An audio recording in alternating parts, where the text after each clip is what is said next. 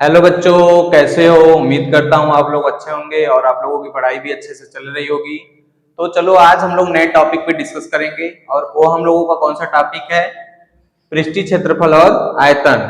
तो पृष्ठीय क्षेत्रफल और आयतन के पहले हम लोग कुछ फार्मूला है, उस फार्मूले को देख लेंगे अच्छे से। उसके बाद बारी बारी से एक एक क्वेश्चन करके उसका करेंगे। और ये भी सुन लो कि जो जो परीक्षा की दृष्टि से जो इंपॉर्टेंट होगा केवल वही क्वेश्चन करवाया जाएगा, न कि पूरी किताब को एनालिसिस करवाया जाएगा।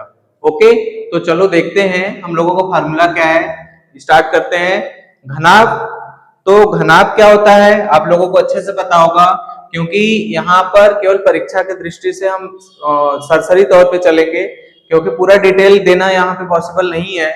क्योंकि अगर क्लास होता तो पूरा एक एक करके इन्फॉर्मेशन देते चलते, फिर भी पूरा फार्मूले का एनालिसिस कराएंगे और इस पे जो जो क्वेश्चन होगा उसका एनालिसिस चलेगा। तो घनाभ देखेंगे। घनाभ का फार्मूला क्या होता है, पहले घनाभ का कुल पृष्ठीय क्षेत्रफल क्या होता है भाई। घनाभ में तीन साइड होते हैं, लंबाई होता है, चौड़ाई होता है और ऊंचाई होता है। तो उसके लिए फार्मूला क्या हो जाएगा, 2 ब्रैकेट में L B into B H into, sorry यहाँ पे प्लस होता है, L B plus B H plus H L. ठीक, इसका मात्रक क्या हो जाएगा, वर्ग मात्रक। अब वर्ग मात्रक का मतलब क्या है, कोई भी हो सकता है, सेंटीमीटर में हो सकता है, मीटर में हो सकता है, कुछ भी हो सकता है, उसको बाद में देख लेंगे। घनाभ का आयतन क्या होगा, घनाभ का आयतन V बराबर होता है L into B into H. इसका मात्रक क्या होता है, घन मात्रक, लंबाई गुणे चौड़ाई गुणे ऊंचाई। ओके, तो इसमें एक और फार्मूला होता है घनाभ का विकर्ण। घनाभ का विकर्ण मतलब जैसे हम लोगों का जो रूम होता है, ये रूम ये घनाभ के आकार का हो, क्योंकि इसमें लंबाई अलग होती है, चौड़ाई अलग होती है और ऊंचाई अलग होती है। अगर कहा जाए इसमें सबसे बड़ा छड़ कैसे रख सकते हो, तो ये एक कॉर्नर से दूसरे कॉर्नर तक रख सकते हो, मतलब उसका विकर्ण होगा। तो विकर्ण कैसे निकाल लेते हैं हम लोग, रूट में L square plus B square plus H square. इसको कह सकते हैं, ये परीक्षा में आपके सवाल आता है कि एक घनाभ घनाभ के आकार का कमरा है, उसमें तुम सबसे बड़ा छड़ कैसे कितना बड़ा रख सकते हो। तो उसके लिए फार्मूला क्या लग जाएगा हम लोगों का, रूट में L square plus B square plus H square. उसके बाद आता है घन। आप लोगों को पता है कि घन जो होता है, घन में सभी साइड जो होते हैं सभी बराबर होते हैं, उसका चाहे लेंथ हो, चाहे ब्रीथ हो, चाहे हाइट हो, सब बराबर होगा। तो उसके लिए घन का संपूर्ण पृष्ठीय क्षेत्रफल क्या हो जाएगा, 6a स्क्वायर। 6a स्क्वायर इसलिए किया गया है कि इसमें कितने साइड्स होते हैं, 6 होते हैं, 6 फलक होते हैं, इसलिए इसका क्या फॉर्मूला हो जाएगा, 6a स्क्वायर। घनाभ का घन का आयतन क्या हो जाएगा, a क्यूब। तीन साइड है, क्योंकि तीनों साइड क्या है, सेम है, a इंटू ए करेंगे तो क्या बन जाएगा हम लोगों का, a क्यूब हो जाएगा। तो घन का विकर्ण क्या हो जाएगा भाई, रूट में 3 इंटू ए। इसको अच्छे से देख लो। अब इसके बाद और भी फार्मूला बचा है, उसको देखेंगे, एक बार अच्छे से नोट कर लो। आगे फार्मूला देखते हैं बच्चों। आगे हम लोगों का क्या है, बेलन। तो बेलन में तीन फार्मूला है, इसी प्रकार से शंकु होता है, शंकु में भी तीन फार्मूला होता है। और हम लोगों को क्या है, गोला, और उसके बाद क्या होता है, अर्धगोला। तो पहले बेलन का देख लेते हैं। लंबवृत्तीय बेलन का वक्र पृष्ठीय क्षेत्रफल क्या होता है, 2 पाई आर एच। बेलन का संपूर्ण पृष्ठीय क्षेत्रफल क्या होगा भाई, 2 पाई आर कोष्टक में h प्लस आर होता है। आयतन क्या हो जाएगा, पाई आर स्क्वायर एच। लंबवृत्तीय शंकु का देख लो। लंबवृत्तीय शंकु का फार्मूला क्या होगा, अब इसमें देखेंगे, इसमें भी तीन फार्मूला होगा, वक्र पृष्ठीय क्षेत्रफल, संपूर्ण पृष्ठीय क्षेत्रफल और इसका आयतन। तो वक्र पृष्ठीय क्षेत्रफल क्या हो जाएगा, पाई आर एल, और संपूर्ण पृष्ठीय क्षेत्रफल क्या हो जाएगा, पाई आर ब्रैकेट में एल प्लस आर। इसका आयतन कितना होता है, 1/3 पाई आर स्क्वायर एच। अब यहाँ देखो यल है, यल निकालते कैसे हैं, फार्मूला होता है यल स्क्वायर बराबर R square plus H square. ये फार्मूला लगाओ, या फिर यल बराबर निकालोगे तो रूट में R square plus H square, ये होता है यल निकालने का फार्मूला। ओके, यल को क्या कहा जाता है, तिर्यक ऊंचाई कहते हैं। तो गोला को देख लेते हैं। अब गोला में दो फार्मूला होता है, एक तो उसका क्षेत्रफल और उसका आयतन। तो संपूर्ण पृष्ठीय क्षेत्रफल क्या हो जाएगा गोले का, 4 पाई आर स्क्वायर हो जाएगा। गोले का आयतन कितना हो जाएगा, 4/3 पाई आर क्यूब। इसी प्रकार से अर्धगोले का निकालना है। अर्धगोले का संपूर्ण पृष्ठीय क्षेत्रफल कितना होता है? इसमें अर्धगोले में 3 संपूर्ण पृष्ठीय क्षेत्रफल क्या हो जाएगा? जैसे देख लो, एक अर्धगोला मैं बना के दिखा दे रहा हूं। ये पूरा आधा जो बनेगा ये तो मेरा पाई आर स्क्वायर बनेगा, यहां से यहां तक क्या बन जाएगा? पाई आर, तो जोड़ देंगे तो क्या हो जाएगा? 3 पाई आर स्क्वायर। ओके, ये बन जाएगा हम लोगों का। अब आयतन क्या हो जाएगा इसका? अर्धगोले का आयतन क्या होगा? 2/3 पाई आर क्यूब। अब चलो इसको अच्छे से शार्ट स्क्रीन ले लो, फिर इसके बाद इस पे क्वेश्चन देखेंगे।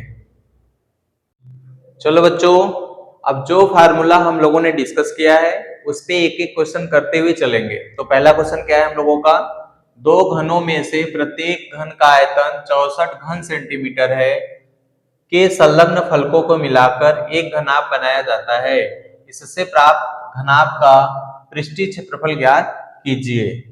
चलो, तो इसमें दो घन है और एक घन का आयतन कितना दिया है? 64।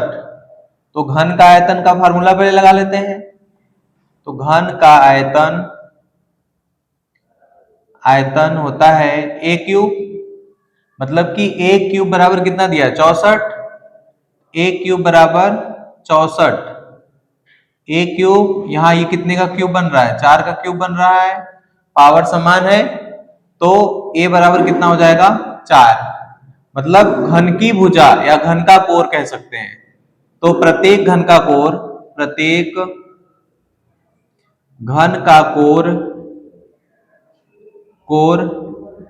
ए बराबर कितना दिया है? 4 सेंटीमीटर। सेंटीमीटर में तो सेंटीमीटर में रखिए, 4 सेंटीमीटर दिया है। अब कह रहा है कि दो घनों को सटाकर रखा गया। चलो देखते हैं इसको। अगर हम मान लें, एक चित्र ड्रा करते हैं छोटा सा। एक घन मेरा यहां हो गया, इसी प्रकार से एक घन और सटा कर रख दिया जाए। ओके, तो क्या बनता है हम लोगों का? इसकी लेंथ क्या हो जाएगी? बढ़ जाएगी। ये मेरा क्या हो गया? हाइट हो जाएगा। ब्रीथ भी इसमें होगा ना, तो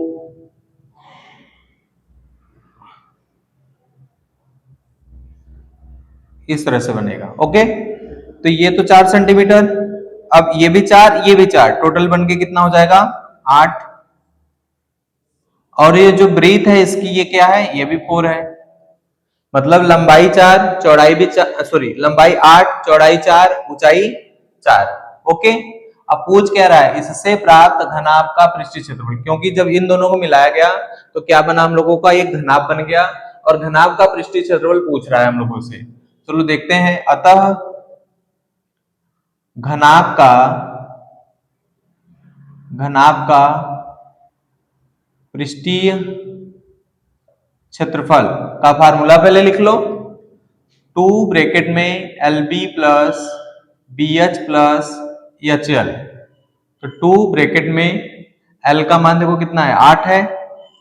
8 गुणे 4 प्लस 4 गुणे 4 प्लस 4 गुणे 8। ओके, तो 2 ब्रैकेट में 8 चौके 32, 16, 32, 32, 32 कितना हो जाएगा? 64। 64 प्लस 16 जोड़ेंगे तो कितना? 6 4 10, 6 4 10, 6 1 7 1 8, गुणे कितना है? 2 है। 8 दूना कितना हो जाएगा? 16। 160 सेंटीमीटर स्क्वायर। ये हम लोगों का क्या निकल गया? घनाभ का पृष्ठीय क्षेत्रफल। अगला क्वेश्चन देखते हैं बच्चों। अगला क्वेश्चन क्या है हम लोगों का? एक घन का आयतन कितना दिया है? 1331 सेंटीमीटर क्यूब है। तो इसका संपूर्ण पृष्ठ ज्ञात कीजिए, या संपूर्ण पृष्ठीय क्षेत्रफल ज्ञात कीजिए। चलो देखते हैं। घन दिया है तो घन का आयतन क्या होता है? घन का आयतन बराबर ए क्यूब। ए क्यूब का मान कितना दिया है? 1331। ओके, ए क्यूब बराबर, ये कितने का क्यूब बनता है? 1331, 11 का। 11 का क्यूब है। ओके, तो पावर समान है तो ये बराबर कितना आ जाएगा? 11। अब ए क्या है हम लोगों का? घन का कोर है। क्या है? घन का कोर। घन का कोर मतलब घन की भुजा कह सकते हो। 11 सेंटीमीटर आ गया।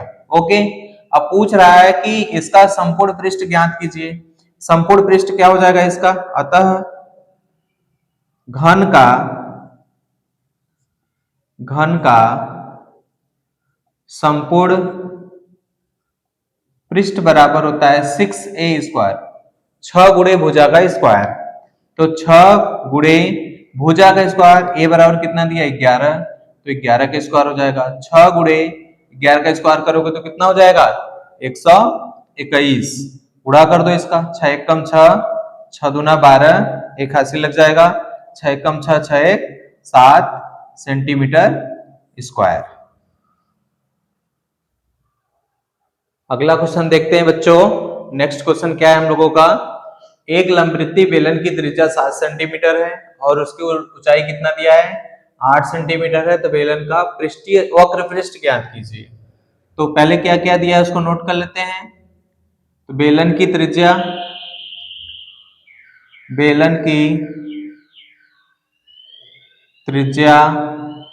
स्मॉल r बराबर 7 सेंटीमीटर और उसकी ऊंचाई कितना दिया है, ऊंचाई h बराबर 8 सेंटीमीटर। ओके, अब पूछ रहा है बेलन का वक्र पृष्ठ। तो बेलन का वक्र पृष्ठ बराबर होता है pi r, sorry 2 pi r h, 2 pi r H.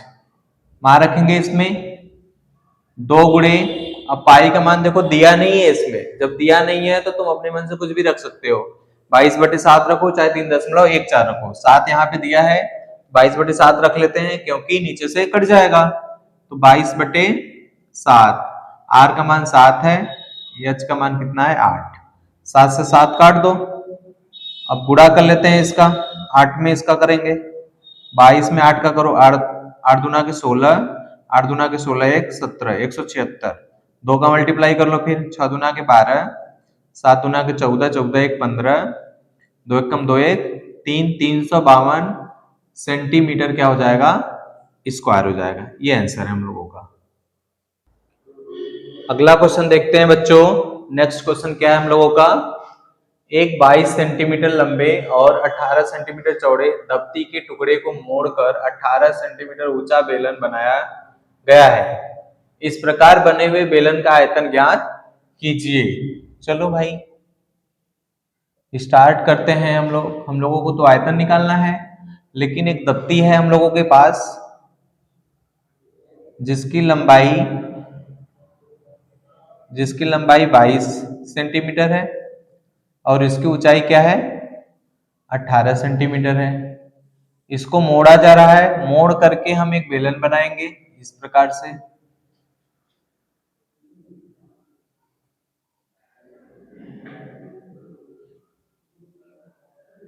इस प्रकार का बेलन बन जाएगा हम लोगों का।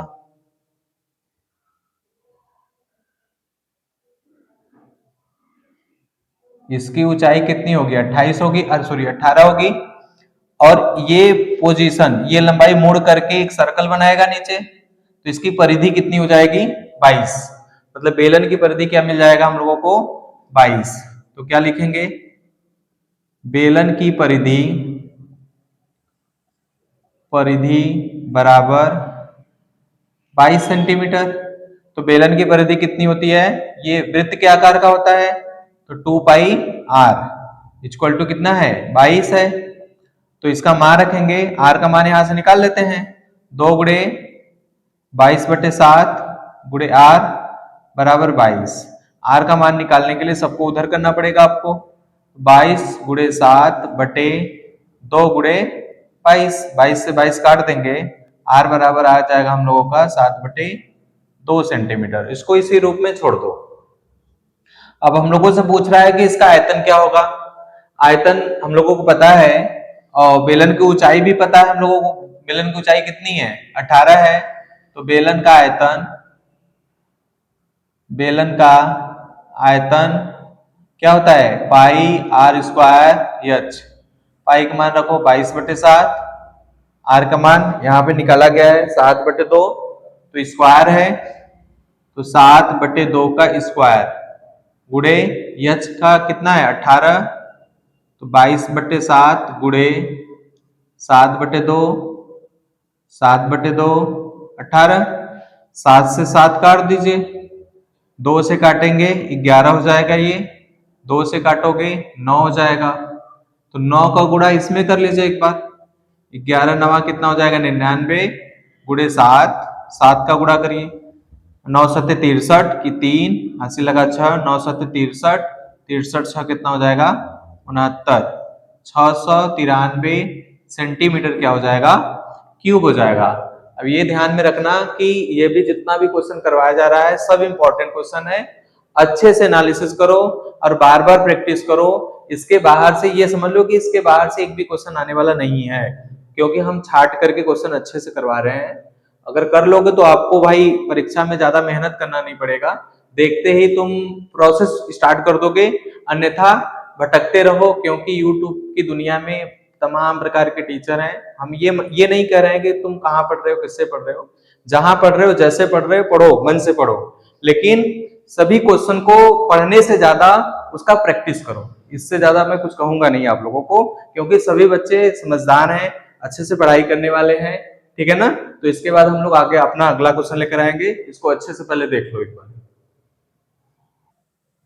नेक्स्ट क्वेश्चन देखते हैं बच्चों। नेक्स्ट क्वेश्चन क्या है हम लोगों का, एक शंकु के आधार की त्रिज्या 3.5 सेंटीमीटर और ऊंचाई कितना है 12 सेंटीमीटर है। शंकु की तिर्यक ऊंचाई भी ज्ञात करना है और शंकु का आयतन भी ज्ञात करना है। चलो देखते हैं, पहले तो क्या क्या दिया है उसको नोट कर लो। शंकु के आधार की त्रिज्या, तो शंकु के आधार की त्रिज्या स्मॉल आर बराबर कितना है भाई 3.5 सेंटीमीटर। ऊंचाई कितना है, ऊंचाई h बराबर 12 सेंटीमीटर है।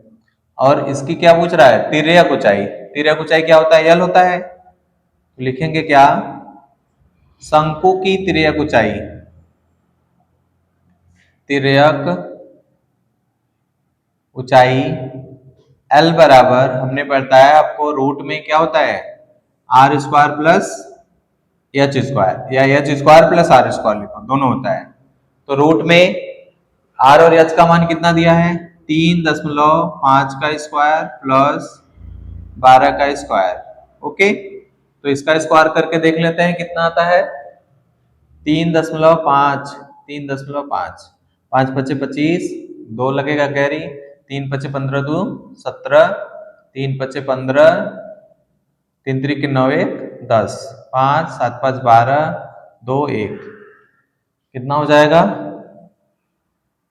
12 25, दशमलव कितने अंक पे है, एक अंक पे है, लेकिन 2 बार मल्टीप्लाई हो रहा है तो दशमलव कितने स्थान पे लगेगा आपका 2 स्थान पे लगेगा।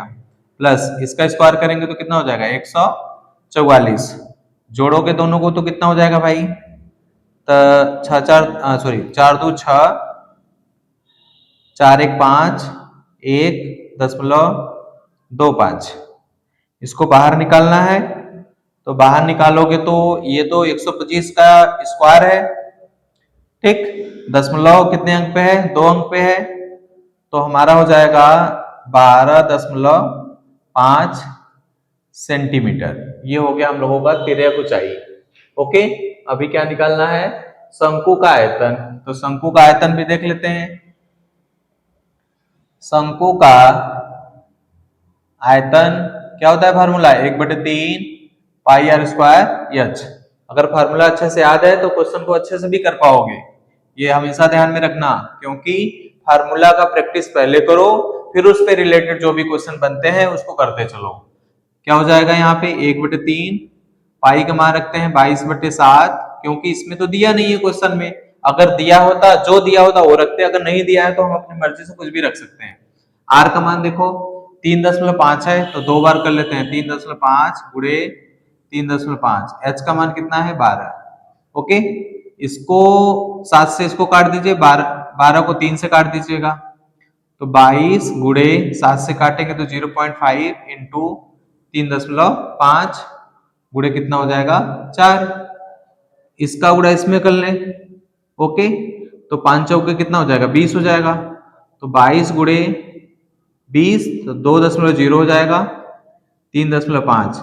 2 का गुणा इसमें कर लो, तो 22 गुणे 35 गुना 70, 7 दशमलव क्या हो जाएगा हम लोगों का, 0। 7 का गुणा कर लो, 7 दूनी 14, 7 दूनी 14, 1 15, 154 सेंटीमीटर क्यूब हो जाएगा आंसर। नेक्स्ट क्वेश्चन क्या है बच्चों हम लोगों का, 1 सेंटीमीटर व्यास वाली 8 सेंटीमीटर लंबी तांबे की छड़ है, उसका आयतन ज्ञात करना है। जब छड़ है तो किस आकार का होगा, बेलन के आकार का होगा। तो बेलन का व्यास दे दिया है, तो इसकी त्रिज्या पता कर लेते हैं, या तो पहले लिख लेते हैं बेलनाकार छड़ का व्यास 1 सेंटीमीटर है, तो त्रिज्या इसकी कितनी हो जाएगी, आधा, 1/2 सेंटीमीटर हो गया भाई हम लोगों का। और लंबाई कितना दिया है छड़ का, 8 सेंटीमीटर, तो ये तो यच है। लंबाई को यच ले लेते हैं, यच बराबर कितना है, 8 सेंटीमीटर। ओके, आयतन पूछ रहा है, छड़ का आयतन, बेलन का आयतन क्या होता है, पाई आर स्क्वायर एच। तो पाई का मान 22/7 रख लेते हैं भाई। आर का मान देखो 1/2 का स्क्वायर गुणे 8, 22/7 गुणे 1/4 गुणे 8, इसको काट दीजिए 2 बार में, 22 दूना के 44/7 सेंटीमीटर क्या हो जाएगा, क्यूब। तो आज के क्लास में हम लोगों ने जो भी 2 नंबर का जो भी क्वेश्चन बनता था, 2 से 4 नंबर का, आज हम लोगों ने कर लिया है। तो एक और लेक्चर लेना पड़ेगा, क्योंकि इसमें लॉन्ग क्वेश्चन भी पूछता है, जो पेपर आपका कितने नंबर का होता है, लगभग 6 नंबर का ना। तो वो सब जितने भी क्वेश्चन हैं वो भी छूटा हुआ है, तो इसके बाद वाले क्लास में जो भी बनेगा सब वही लॉन्ग क्वेश्चन ले लेंगे। ये लेक्चर, ये क्लास हम लोगों का खत्म हो जाएगा, कौन सा, पृष्ठीय क्षेत्रफल और आयतन। इसके बाद जो कहोगे वो क्लास हम लोग लेते चलेंगे ऐसे ही, और केवल परीक्षा की दृष्टि से जो इंपॉर्टेंट क्वेश्चन बनेगा उसी को करवाया जाएगा। तो YouTube पर इस समय वर्तमान में एक दिन में आपको टॉपर बनाने वाले पड़े हुए हैं, तो इस अफवाह में मत पड़िए, और अच्छे से अपनी कंसिस्टेंसी बना करके रोज पढ़ाई करो। ऐसा ना हो कि एक दिन पढ़ा मैंने, कोई टॉपर बनाने वाला क्लास चल रहा है, वहां से चल के टॉपर बन जाए, तो ऐसा कुछ नहीं होगा आपके साथ, कुछ होने वाला नहीं है, आपको गुमराह किया जा रहा है। तो आप अच्छे से पढ़ाई करो, बस मैं इतना चाहता हूँ। तुम कहीं पर भी पढ़ो, चाहे घर पे बैठ के पढ़ो, चाहे ऑनलाइन पढ़ो, चाहे ऑफलाइन पढ़ो, कहीं पर भी पढ़ो, लेकिन पढ़ो अच्छे से।